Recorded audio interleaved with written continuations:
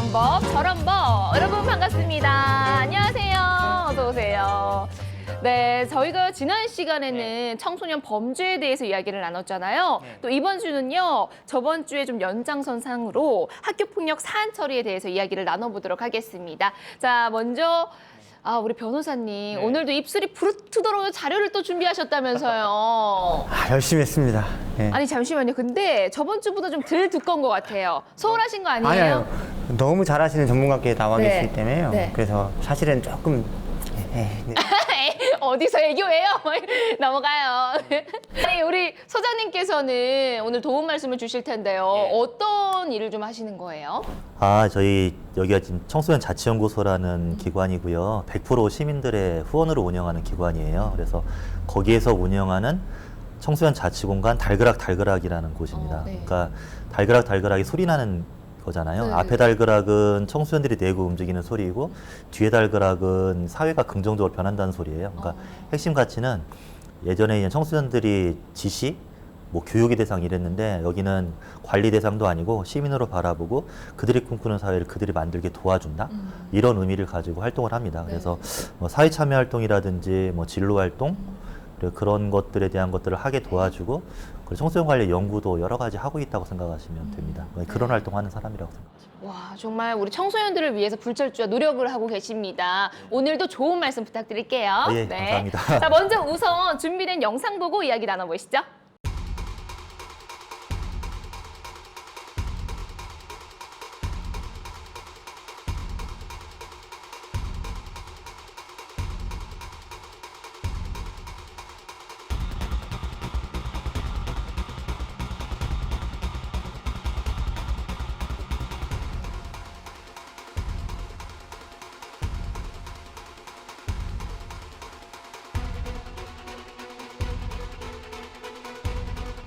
네, 오늘은 학교폭력 사안 처리에 대해서 이야기를 나눠볼 텐데요. 일단 영상을 보니까 참 이슈된 그런 사건이었어요. 네, 맞습니다. 일단 우선 정확하게 학교폭력 정의에 대해서 좀 짚어주시죠, 변호사님. 예.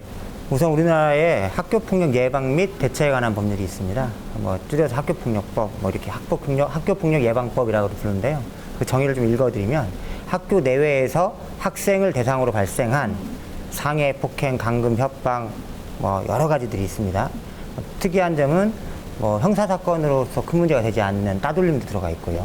예, 사이버 따돌림도 들어가 있고, 그리고 가장 좀 중심적으로 좀 봐야 될 개념은 학교 안에서 벌어졌던, 학교 밖에서 벌어졌던 이 사안이 이 사안 학교 폭력 안에 범주 안에 들어오고 있고요. 가장 중요한 정의라고 볼 수 있는 것은 학생들 사이가 아니라 초중등 교육법상 학생이기만 하면 그 학생을 대상으로 벌어진 범죄이기만 하면 이 학교폭력 범죄 안에 다 들어옵니다. 그러니까 굉장히 범위가 넓죠. 쉽게 말하면 집에서 어머니가 학교 안 가는 애한테 학교 빨리 가! 라고 엉덩이를 딱 때리면 학교폭력 범죄 안에 들어옵니다. 정말요? 네. 다만 이제 그것이 실제로 범죄가 성립되는지 아니면 학교폭력에 처리될 사안일 것인지는 좀 별개지만 이 규정만 보자면 학생을 대상으로 한 범죄는 모두 다 포함돼요. 아니, 근데 소장님 도대체 이 학교폭력이 왜 일어나는 거예요? 학교 폭력의 근본적인 문제는 학교 안에 경쟁적인 어떤 폭력적인 문화라고 저는 생각을 가지고 있어요. 그게 굉장히 문제가 있다. 그래서 개개인 어떤 여러 가지 문제를 착 거론하는데 그 공간의 폭력적인 문제에 대한 본질적인 내용들을 들여다보지 않으면 그 해결이나 이런 것들은 쉽지 않을 거다. 저 그렇게 소장님 말씀은 그럼 결국적으로 학교 안에 그 구조 자체가 아이들한테 폭력을 인지하게 폭력을 그냥 스며들게 한다는 말씀인가요? 맞습니다.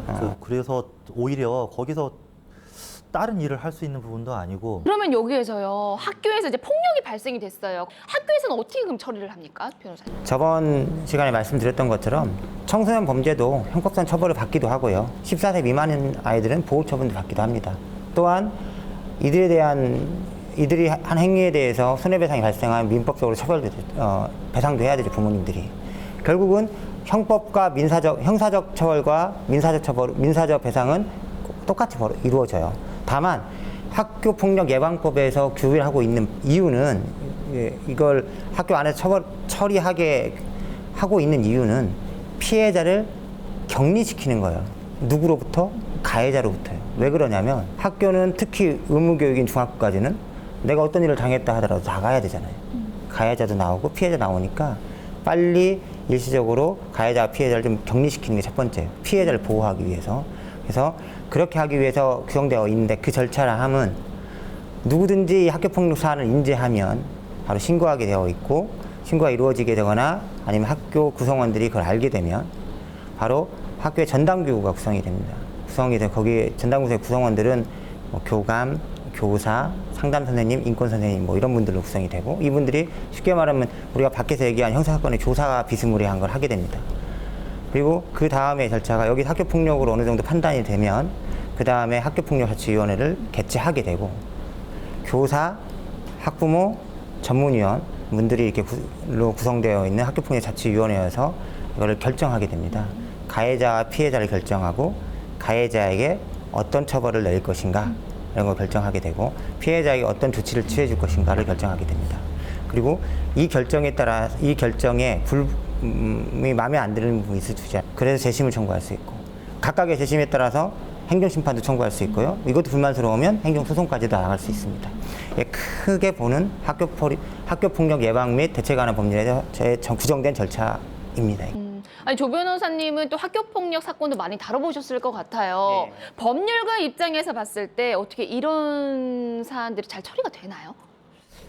아까 제가 말씀드린 것처럼 크게 보면 전담기구에서 조사가 이루어지는 거 하나, 그다음에 학교폭력자치위원회에서 학폭이라는 데서 결정이 이루어지는 구조, 심의와 결정이 이루어지는 구조, 그 다음에 이제 불복 절차 이렇게 크게 세 개로 나눠질 수 있어요. 우선 첫 번째, 선생님들은 교육기관이잖아요. 교육학을 하신 분들인데 이 전담기구에서 조사가 잘 될까 싶어요. 첫 번째는. 대부분의 학교폭력은 상당 절차에서 발굴이 돼요. 신고 처음 하긴 무섭거든요, 아이들이. 발굴이 됐는데 상담 선생님이 예를 들어 인권 선생님한테 이걸 넘기면 그게 바탕으로 좀 추가적인 조사들이 잘 이루어져야 되는데 선생님들이 교육 전문가지 조사 전문가는 좀 아니잖아요.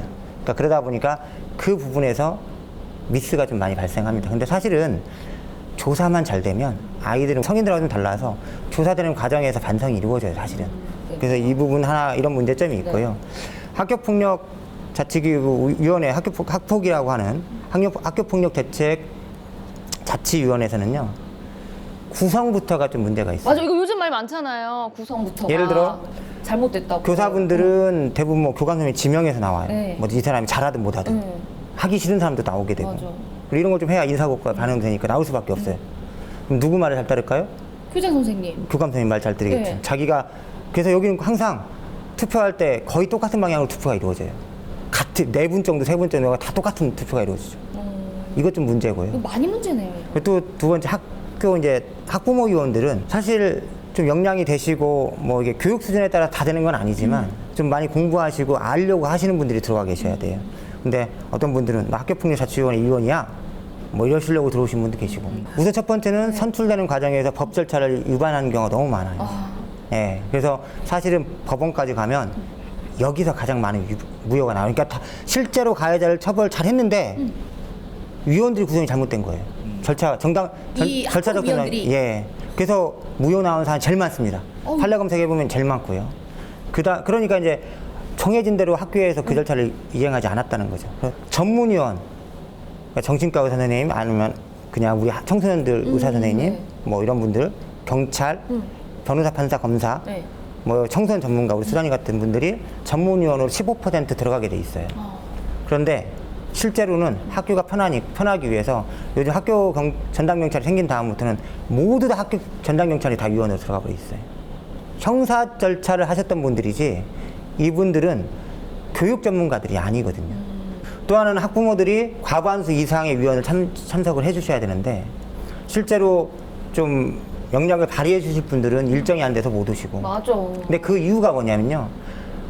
이 법에서는 법과 시행령에서는 이 위원회를 일과 후 또는 주말 등 위원들이 참석하기 좋은 시간에 개최하라라고 되어 있어요. 그럼 저녁 먹고 모이면 되겠네. 그렇게 모이는 경우가 얼마나 있을지 한번 조사해 보시라는 거죠. 거의 없어요. 그래서 저녁에 모이자 하면 난리 납니다. 그럼 언제 모여요? 낮에 2시, 10시. 그러면 학부모 위원 중에 반대로 참석을 못 해요. 그러면 위원이 결정할 때 참석 과반수로 개회하고 출석에 과반수로 의결하는데 누구의 의견이 많이 좌지우지될까요? 이게 구조적으로 이게 실제로는 학교에다 면책권을 주는 것밖에 안 되는 그런 거에 돼버리는 거예요. 이게 위원회가 겹쳤다라는 것이 학교 입장에서 면책권이 되는 거죠. 이건 법 제도가 교사들에게 너무 큰 부담을 주는 것도 맞아요. 왜냐하면 그분들은 교육 전문가지 법절중 전문가들이 또 아니세요. 그래서 사실은 학교 안에서 이걸 처리하려고 했다면 법과 교육학을 좀 적절히 잘 소양을 갖추신 분들이 이 전문가로서 안에서 이것만 좀 담당해 주시면 좀 필요하지 않을까라는 생각도 좀 합니다. 우리 소장님께서는 어떻게 생각하시나요? 이런 문제점에 대해서. 그러니까 학생들이 이 매뉴얼 같은 걸 좀 살펴보면 이렇게 돼 있어요. 학교 폭력 무슨 감지 인지 노력을 해야 하고, 그다음에 관련 학생의 관찰 면담, 그 사안 인지에 대한 전담, 아까 전담 기구에 대한 보고, 그리고 보호자에게 사안 통보, 이게 순서예요. 그러니까 보통 학교 폭력 관련 매뉴얼 이런 걸 보게 되면 교사 입장에서 자세히 보고 관찰하고 알려라, 이게 핵심인 것 같아요. 네. 그러니까 철저히 그렇게 맞춰져 있거든요. 그러니까 단순해요. 학생들 입장에서는 일단 무조건 알리는 거예요. 나 맞았다. 그건 알려야지 뭔 일이 만들어지고 하는 부분이기 때문에 그거 숨길 것도 아니고, 그리고 계속 감춰가지고 힘들어. 근데 이게 말이 이렇지 쉽지는 않죠. 일단 알리는 부분들이 굉장히 중요한 부분이고, 그리고 폭력이라는 게 경각심이 좀 있었으면 좋겠어요. 학생들, 부모들 마찬가지고. 그러니까 예를 들어서 최정원 우리 세 명이 친구예요. 네. 문제를 하고 누가 왕따를 너무 이쁘다고 왕따를 네. 그렇다. 저 진짜 이쁘다 왕따 당했잖아요. 진짜로. 그러니까 이거 있는 친하면 일이에요. 왜 그러셨어요? 때리거나 정말. 누가 이제 때리고 하면 예를 들어서 조 변호사님이 야 거리에 뻐 내가 막아줄게 이렇게 하면서 막아주고 또 옆에 내가 막아주고 막아주는 사람이 많아지면 가해자가 소수거든요. 그러니까 어떤 일이 벌어지냐면 얘가 문제가 있고 이런 것들에 대한 것들을 많은 친구들이 여기를 보호하려고 동의한다. 이게 되게 중요한 문화인데 이런 일이 자꾸 많아지게 되면 결국은 이런 일이 좀 적어지겠죠. 없어지거나 이거 굉장히 이상적인 거거든요. 저는요 오늘 소장님 나오신다고 해서 진짜 궁금한 걸 제가 지금 질문을 갖고 왔어요. 너무 궁금해가지고 피해자 있잖아요. 예. 근데 신고를 무서워서 못 한다고 하더라고요. 예. 그리고 보복을 또 당할까봐 뭐 자기만 끙끙 앓고 있는 거예요. 부모님한테 말도 못해. 친구들은 나 왕따 시켜. 선생님한테 말해도 뭐 소용 없을 거고. 그러니까 끙끙 앓고 그냥 졸업할 때까지 왕따를 계속 당해, 폭력이랑. 그럼 예. 이럴 때 지금 우리 애들은 뭐 어떻게 대처를 해야 되는 거예요? 그런 아이들은?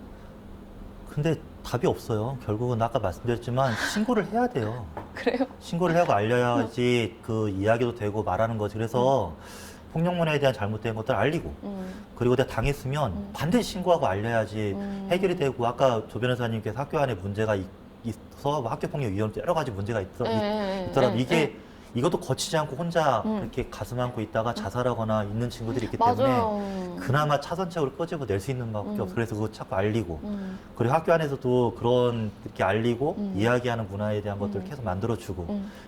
진짜 저는 드리고 싶은 말씀이 지금 이 순간에도 학교폭력을 당하고 있는 학생이 있다면 무조건 알리십시오. 저희 어른들이 무조건 도와줄 겁니다. 정말로 꼭 알리는 게 중요한 것 같습니다.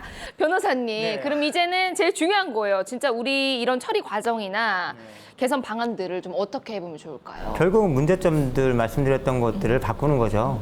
조사받는 과정에서 섬세하게 접근해달라. 조사하는 과정에서 피해자의 마음을 좀 부탁드려주고 가해자가 한 행동들이 명확히 드러날 수 있도록, 그래서 그 가해자 친구가 반성할 수 있는 기회를 받을 수 있도록 섬세하게 조사해달라. 그리고 위원회에서는 내가 적어도 누군가의 인생, 커가는 우리 학생들의 인생을 결정할 수 있는 그 인생에 미칠 수 있는 큰 결정을 하고 있는 분들이니 네. 적어도 학교폭력 예방법들 다 한번 읽으시고 그 학교에서 그분들 대상으로 하는 교육들 좀 참석하셔서 이 절차가 어떻게 이루어지고 내가 어떻게 접근해서 어떤 결정을 내려주는 게 우리 학생들에게 좋은 결정인지 좀 그런 거시적 관계에서 좀 봐줬으면 좋겠다, 이런 거하고, 가해자 부모님 좀 제발 좀 흥분하지 마시고 내 자식이 무엇을 잘못했는지 좀 알았으면 좋겠어요.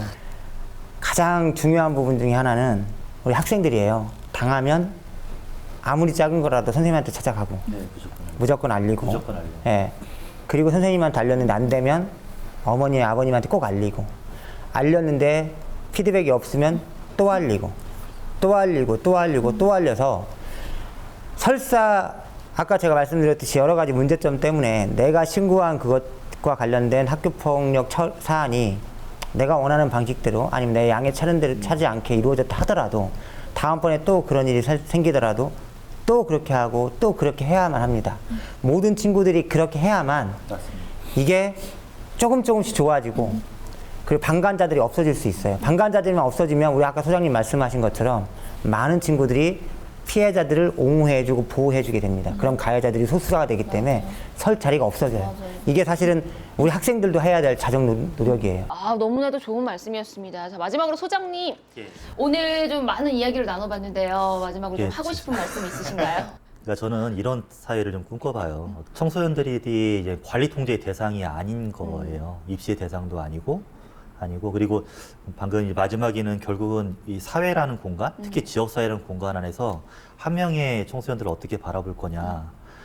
그러니까 학교 안에서 문제도 결국 교사와 학생 간의 관계, 이 친구와 친구와의 관계 이런 것들이 다 깨지고 대상화시키고 방관 이런 것들이 되게 이렇게 쌓인 거, 네. 그러니까 터져버리는 거라고 좀 보고 있거든요. 그럼 결국 어떻게 해야 하냐? 가정 안에서는 부모 입장에서 사랑으로 자녀로 보고 사랑해주고 네. 밖에 나가는 순간 이웃 간에서 어른들과 인사하고 관계 갖고 그다음에 우리 주변에 좋은 내 자식 같은 자녀들 이웃들 이런 관계의 정이 흐르고 그러면서 학교를 걸어오면서 학교에 들어가게 되면 정말 스승인 거죠. 무슨 학원 강사가 아니라 스승같이 안아주고 네. 힘겨운 것 안아주고 입시학원 강사처럼 하는 게 아니라 이런 관계들이 얽히고 설키고 할 때 그리고 친구 간에 당연히 뭐 가정에서 그렇게 배웠고 이웃에 배웠고 친구 간에 배웠는데 학교에서 당연히 그렇게 배우겠죠. 맞아요. 친구 어려운 애들 좀 위해주고 네. 경쟁의 대상이 아니니까 맞아. 이런 것들이 유기적으로 열리고 폭이 넓어지고 커질 때 결국은 학교 폭력도 좀 줄어들고 사회 문화도 좀 바뀌지 않을까.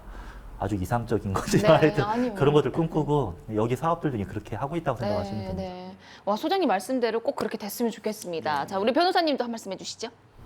학교 폭력은 학교라는 말이 이렇게 붙어서 그렇지 사실은 모든 사회에서 벌어지는 폭력의 축소판이라고 보여져요. 밖에서 폭력 사안을 당하면 당연히 신고하잖아요. 신고하면 됩니다. 신고한 아이들을 이상하게 바라봐 주지 마세요. 이제는 예전같이 좋은 게 좋은 거다라는 사회가 아니고 우리 아이들이 커가고 그리고 생활하게 될 세상은 조그마한 폭력도 용납되지 않는 사회가 우리가 지향하는 사회이기 때문에 학교에서부터 그 조그마한 폭력도 절대 방관하지 않겠다라는 의미로 신고하고 그렇게 처리해야 되는 걸 이상하게 사지 마라. 담당자 입장에서 일 많아졌네. 학생들 입장에 같은 학생들 입장에 저 귀찮게 왜 그런데 쟤 왜 저런데 이렇게 하지 않는 문화 이렇게 만들어주면 이렇게 어느 순간 쑥 이게 자리 잡아야 할 때까지 많아지고 복잡한 시기가 있겠지만 그 시기가 지나면 아주 정착돼서 이런 사안들이 적어질 수 있다고 보고 특히 교육청에서는 학교폭력 자치구구나 이런 데서 많은 일들을 처리했다고 해서 그것을 학교를 평가할 때 부정적인 지표로 바라봐지지 않아주기를 바랍니다. 네. 예. 오늘 두 분 좋은 말씀 너무나도 감사드립니다. 네. 자, 오늘 주제 이야기에서 정말 키포인트는요. 지금 학교 폭력을 당하는 우리 피해자 친구들 또 학생들 작은 거라도 우리 변호사님 말씀하셨죠. 작은 거라도 꼭 알리시기 바랍니다. 학교 폭력 예방과 근절을 위해서는요. 우리 온 국민의 관심이 필요한 것 같습니다. 자, 다음 주제는요. 바로 미투 운동을 주제로 이야기를 나눠보도록 하겠습니다. 함께해 주신 여러분 고맙습니다. 감사합니다. 감사합니다.